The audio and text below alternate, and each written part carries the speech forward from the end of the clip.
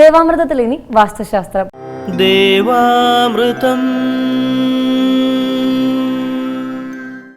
വാസ്തു ജ്യോതിഷപരമായ പ്രശ്നപരിഹാരങ്ങൾ നമുക്ക് നിർദ്ദേശിച്ചു തരുവാനായി പ്രമുഖ വാസ്തു ജ്യോതിഷ ആചാര്യൻ ശ്രീ ഡെന്നിസ് ജോയാണ് നമ്മളോടൊപ്പം ഉള്ളത്. വളരെ സ്നേഹാദരങ്ങളോടെ അദ്ദേഹത്തെ നമുക്ക് ഇന്നത്തെ അധ്യായത്തിലേക്ക് സ്വാഗതം ചെയ്യാം.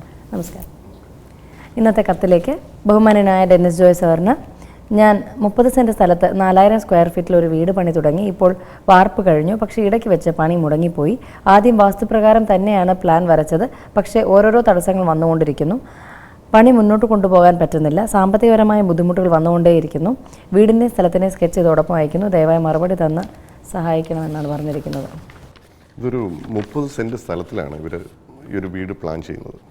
അപ്പോൾ നമ്മൾ പല എപ്പിസോഡിലും നമ്മൾ പറയാറുണ്ട്, നമ്മളൊരു കിണർ വെക്കുമ്പോൾ കിഴക്കുടക്ക് ഭാഗത്തായിട്ടോ അല്ലെങ്കിൽ വടക്ക് ഭാഗത്തായിട്ടോ കിഴക്കുടക്ക് ഭാഗത്തായിട്ടോ നമുക്ക് ചെയ്യാമെന്ന് പറയുന്നുണ്ട്. അപ്പോൾ ഇവർ വീട് വെച്ചിട്ടുണ്ട്. അപ്പം ഈ വീടിൻ്റെ കിഴക്കുടക്ക് ഭാഗത്തായിട്ട് ഇവർ കിണർ കുഴിച്ചിട്ടുണ്ട്. കാരണം ഇതൊരു 30 സെൻറ്റ് സ്ഥലത്തോളം ഓൾറെഡി ഉണ്ട്. അപ്പോൾ ഇതിൻ്റെ കന്നിമൂലയിൽ നിന്ന് ഈ വീട് സ്റ്റാർട്ട് ചെയ്യുമ്പോൾ ഏകദേശം ഈ വസ്തുവിൻ്റെ മധ്യഭാഗത്താണ് ഇതിൻ്റെ ഫ്രണ്ട് വന്ന് നിൽക്കുന്നത്. അപ്പോൾ ഇവർ ഈ വീടിനോട് ചേർന്ന് വീടിൻ്റെ കിഴക്കുടക്ക് ഭാഗത്തായിട്ട് ഇവർ കിണർ കുഴിച്ചിട്ടുണ്ട്. കാരണം ഈ കിഴക്കുടക്ക് ഭാഗത്തായിട്ട് കിണർ കുഴിച്ചു എന്നുള്ളത് സത്യമാണ്. പക്ഷേ ഈ മൊത്തത്തിലുള്ള പ്ലോട്ട് നമ്മൾ എടുത്ത് നോക്കുമ്പം ഈ കിണർ നിൽക്കുന്നത് ഈ വീടിൻ്റെ ബ്രഹ്മസ്ഥാനത്തായിട്ട് തന്നെയാണ്. വസ്തുവിൻ്റെ മധ്യഭാഗത്തായിട്ട് കിണർ വന്നു കഴിഞ്ഞാൽ ആ വീട്ടിൽ താമസിക്കുന്ന ആൾക്കാരെ പല വിധത്തിലുള്ള പ്രശ്നങ്ങളും ബുദ്ധിമുട്ടുകളും ഉണ്ടാക്കുമെന്നുള്ളതാണ്.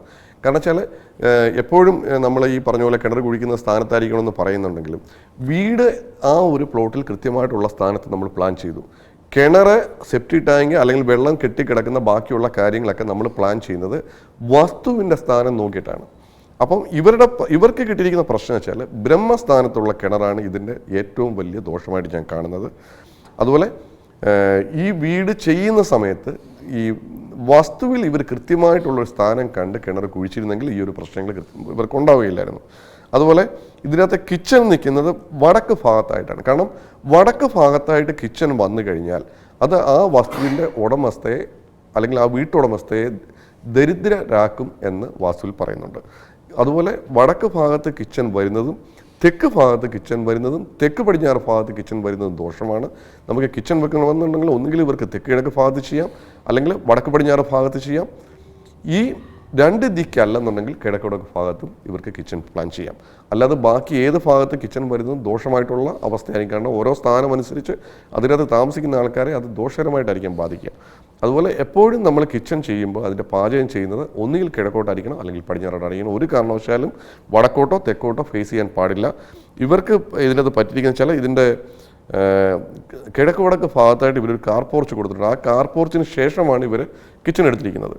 അപ്പോൾ ഇവരുടെ വിചാരം ഇത് കിഴക്ക് വടക്ക് മൂലയാണെന്നുള്ള രീതിയിലാണ്. പക്ഷേ കിഴക്ക് വടക്ക് മൂല ഈ വീടിൻ്റെ കട്ട് ചെയ്ത് പോയിരിക്കുകയാണ്. കാരണം വെച്ചാൽ ആ ഭാഗത്ത് കാർ പോർച്ചാണ് വരുന്നത്. അപ്പം ഈ കട്ട് ചെയ്ത് പോയിരിക്കുന്ന കാർ പോർച്ചിൻ്റെ ഭാഗം ഇവരൊരു ബേസിക് ഫൗണ്ടേഷൻ കൂട്ടി ഇവർ സ്ക്വയർ ചെയ്യണം. എങ്കിലേ ഈ വീടിനകത്തൊരു ധനപരമായിട്ടുള്ള ഉയർച്ചയും അതുപോലെ ഐശ്വര്യവും വീടിനകത്തൊരു എനർജി ഫ്ലോയും കറക്റ്റായിട്ട് വരത്തുള്ളൂ. അതുപോലെ കിച്ചൺ ഇവർ വടക്ക് പടിഞ്ഞാറ് ഭാഗത്തെ മുറിയിലേക്ക് മാറ്റി സ്ഥാപിക്കുകയാണെങ്കിൽ അതിൻ്റെ ദോഷങ്ങൾ പൂർണ്ണമായിട്ട് മാറിക്കിട്ടും. കാരണം വെച്ചാൽ ഇവരിപ്പോൾ പണി നടന്നുകൊണ്ടിരിക്കുന്നേ ഉള്ളൂ. ഈ സമയത്താകുമ്പോൾ ഇതിനകത്ത് കറക്ഷൻ ചെയ്യുന്നത് ഇവർക്ക് എളുപ്പമായി പോകും. അതുപോലെ തെക്ക് പടിഞ്ഞാറ് ഭാഗത്തായിട്ട് ഒരു ബെഡ്റൂം കൊടുത്തിട്ടുണ്ട്.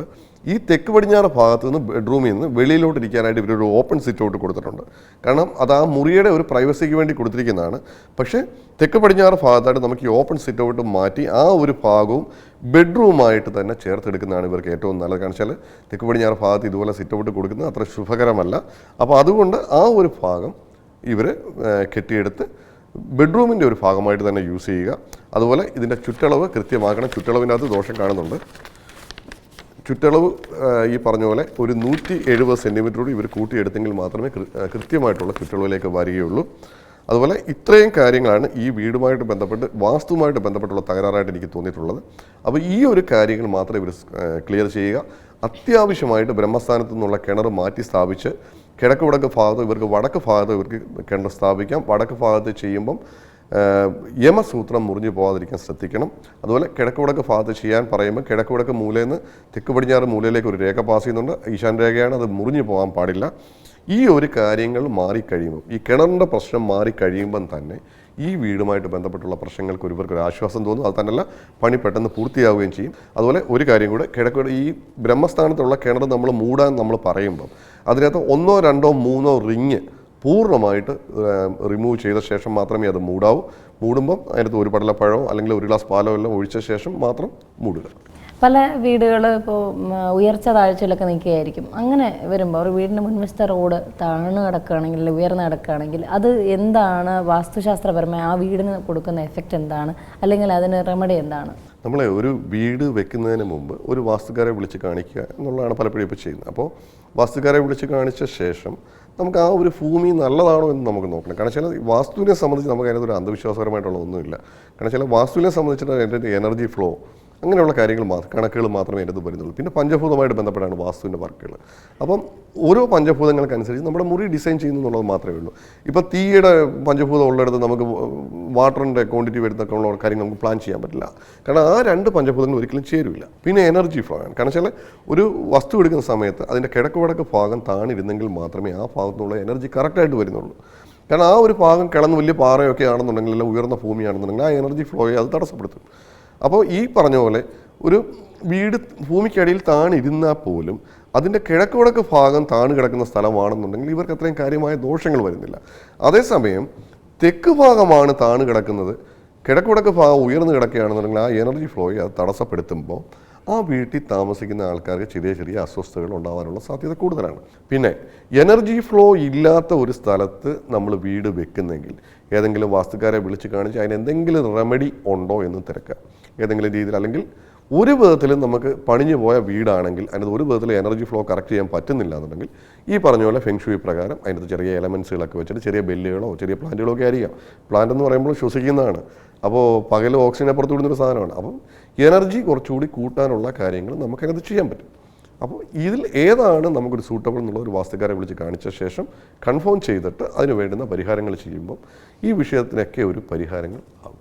വാസ്തുശാസ്ത്രത്തിൻ്റെ ഇന്നത്തെ അധ്യായം ഇവിടെ പൂർണ്ണമാവുകയാണ്. വാസ്തു ജ്യോതിഷപരമായ പ്രശ്നപരിഹാരങ്ങൾ ശ്രീ ഡെന്നിസ് ജോയിൽ നിന്ന് അറിയാൻ ആഗ്രഹിക്കുന്നവർ താഴെ കാണുന്ന നമ്പറിൽ അദ്ദേഹത്തെ കോൺടാക്ട് ചെയ്യാവുന്നതാണ്. പ്രശ്നപരിഹാരങ്ങൾ സ്വായത്തമാക്കാവുന്നതാണ്. അതുപോലെ തന്നെ വാസ്തു ജ്യോതിഷപരമായ നിങ്ങളുടെ പ്രശ്നപരിഹാരങ്ങൾക്ക് ഞങ്ങൾക്ക് എഴുതി അറിയിക്കേണ്ട വിലാസം: producer Devamritham, Kaumudi TV, Kaumudi buildings, Pettah, Thiruvananthapuram. ദേവാമൃതം.